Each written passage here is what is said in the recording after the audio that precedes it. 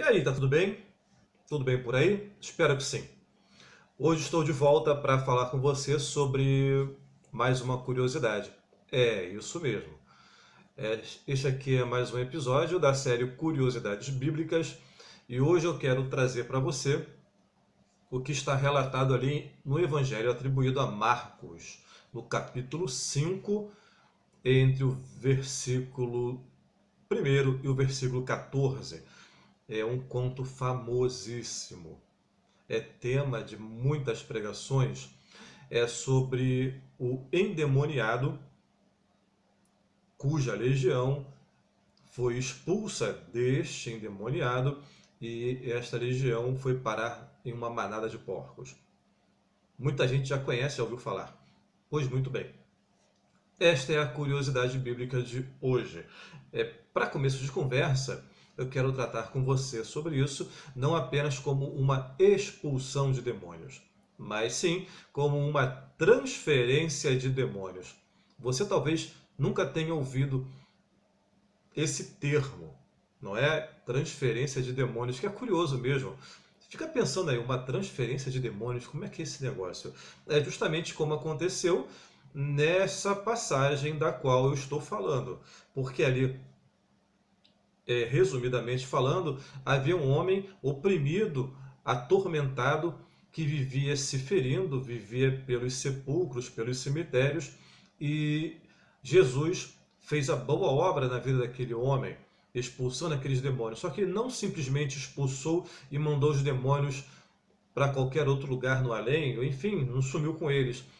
Os demônios, ao se verem em uma situação muito delicada diante daquele que, segundo a Bíblia, era o mestre dos mestres, o Todo-Poderoso, os demônios, sem muita saída, sem muito recurso, talvez, imploraram para que Jesus os autorizasse a se alojarem em uma manada de porcos que passava por ali, cerca de 2.000 porcos, um número aproximado. Então, aí nós temos alguns pontos a observar, que são pontos curiosos, que tratam sobre questões muito interessantes. A questão que eu quero falar com você já começa algo curioso, conforme eu falei, por se tratar de uma transferência de demônios. A outra questão é a seguinte: para que os demônios iam querer, gostariam, iam ter essa preferência de, ao serem expulsos daquele homem, irem se alojar em uma manada de porcos?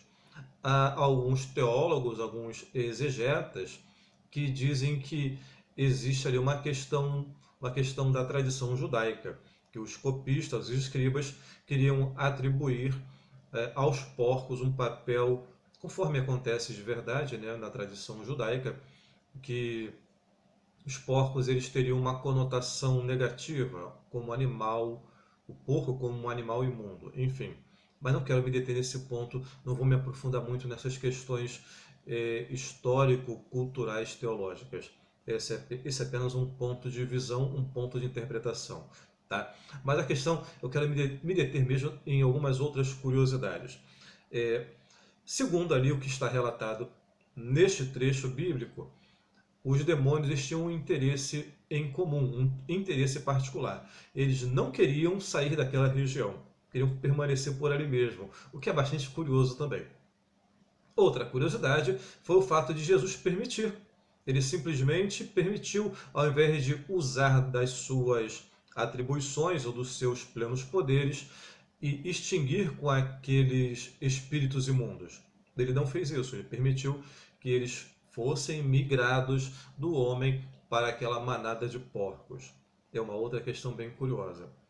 E agora eu vou entrar em outros detalhes também que são interessantes, que são curiosos. A questão é a seguinte: por que Jesus, o mestre dos mestres, com toda a sua sabedoria, ele permitiu que isso acontecesse, uma vez que os demônios, ao se alojarem nos porcos, e Jesus sabia disso, eles se precipitariam no mar. O que isso significa dizer? Que aqueles porcos que faziam parte de uma manada, que eram valiosíssimos, porco hoje em dia já custa dinheiro, já é valioso. Imagine naquela época onde os recursos eram mais escassos e não havia tantas formas variadas de renda, de profissões e de ofícios. Então, aquela manada de porcos, que era bem numerosa, representava uma excelente fonte de lucro, de sustento para várias famílias ou, quem sabe, até para toda uma comunidade. Mas Jesus, em toda a sua sabedoria, ele permitiu, ele atendeu ao pedido de uma legião de demônios, ele fez aquilo que lhe foi pedido por demônios e, ao atender esse pedido, ele prejudicou famílias, pessoas inocentes, quando ele ali extinguiu aquela fonte de renda. Ele penalizou pessoas inocentes para simplesmente atender o pedido de uma legião de demônios. O que para mim já é muito curioso, muito curioso. Ou você não acha também? E aí, isso nos remete a uma outra questão. É essa curiosidade, nós vamos de curiosidade em curiosidade caminhando até o fim desse vídeo. Você vai ver como é que as coisas vão seguindo um encadeamento, não um encadeamento lógico, mas um encadeamento ilógico, porque nós não vemos lógica nesses detalhes, nessas nuances. Então Jesus permite que isso aconteça, ele extingue com aquela fonte de renda, penaliza pessoas inocentes, famílias inteiras, quem sabe até uma comunidade. E aí uma outra questão. Demônios não são espíritos? É um consenso, né? Isso é uma unanimidade. Crendo você ou não na existência, na atuação de demônios, você crendo ou não crendo, enfim, partindo do pressuposto de que eles existem e os demônios estão aí, e os demônios são seres, vamos ter que concluir que demônios são seres espirituais. Espíritos morrem e morrem afogados? Também é um consenso que espírito não morre afogado. Eu sei disso, você sabe disso. Todos sabem que espíritos não morrem e muito menos morrem afogados. Mas parece que o mestre, ele não tinha conhecimento disso, porque ele permitiu que aqueles demônios entrassem nos porcos para se precipitarem ao mar. Para quê? Para que fosse dado um fim aos demônios? Não, impossível. Os demônios não morreriam. Só que morreriam, e de fato morreram, foram os porcos. Ou seja, não resolveu nada. Qual a eficácia nessa ação? Alguém pode me indicar? Alguém consegue encontrar alguma eficácia, alguma coisa que justifique isso? Alguma justificativa? Eu, sinceramente, eu não vejo, eu não consigo entender, não consigo encontrar. Isso é muito curioso. Ok? E a gente vai caminhando de curiosidade em curiosidade. Vamos então a mais um ponto curioso neste caos interessante. É que os porcos se precipitaram ao mar. Só que em algumas versões da Bíblia é dito que isso aconteceu, digamos que tenha acontecido, que isso aconteceu, esse fato se deu em Gerasa. Tanto que se refere ao endemoniado Gerazeno. Em outras versões da Bíblia, já se refere ao fato ocorrido em Gadara, e por isso se refere ao endemoniado gadareno.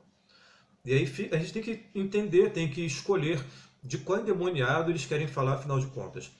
Com qual endemoniado Jesus esteve tratando, esteve acudindo, socorrendo? O endemoniado de Gerasa ou de Gadara? Era o Gerazeno ou o Gadareno? Devido à sonoridade ser um pouco, haver alguma similaridade na sonoridade, na pronúncia, no som que você ouve desses nomes, há muita gente que confunde e imagina e passa batido mesmo e pensa que trata-se de um mesmo local. É o mesmo lugar, só que muda ali uma variante ou uma variação do nome, quando na verdade não é, porque são distintos, são províncias distintas, diferentes, são lugares diferentes. Em alguns manuscritos diz que é em um lugar, em outros manuscritos diz que é em outro lugar, mas se refere ao mesmo fato, o relato da situação é o mesmo, só tem essa incompatibilidade. E aí, é Gerasa ou é Gadara? E o que é interessante também, que é bem curioso, é que Gerasa é um... Assim, antes de eu caminhar para esse lado, é bom também a gente pensar no seguinte, é como é que os porcos iriam se precipitar ao mar para se afogarem se o mar mais próximo ficava a aproximadamente 8 quilômetros?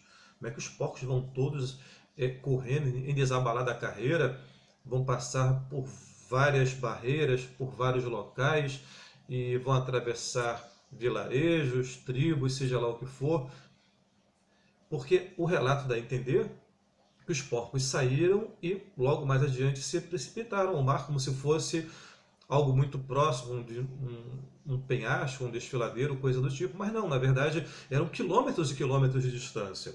Então não haveria possibilidade disso acontecer dentro de um pensamento lógico, dentro de um pensamento racional, real, dentro da realidade. E agora vamos voltar novamente aqui à questão dos distritos, das províncias.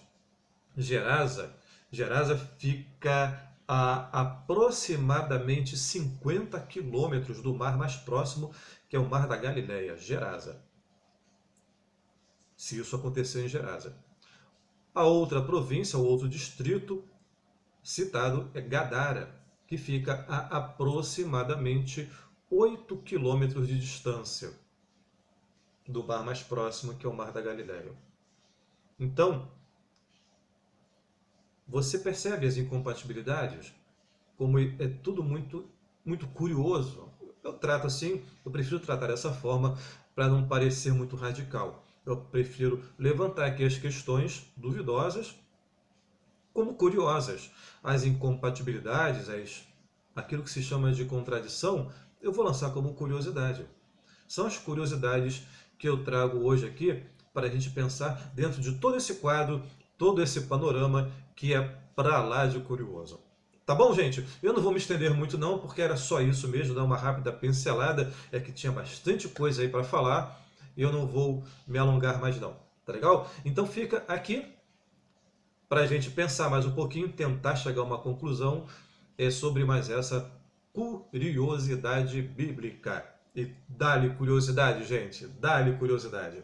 Tá bom? Obrigado pela sua atenção. Que legal que você ficou até este momento comigo. Te aguardo para a próxima. Eu sou Rogério Lázaro. Este aqui é o canal Mais Que Palavras. Paz para todos.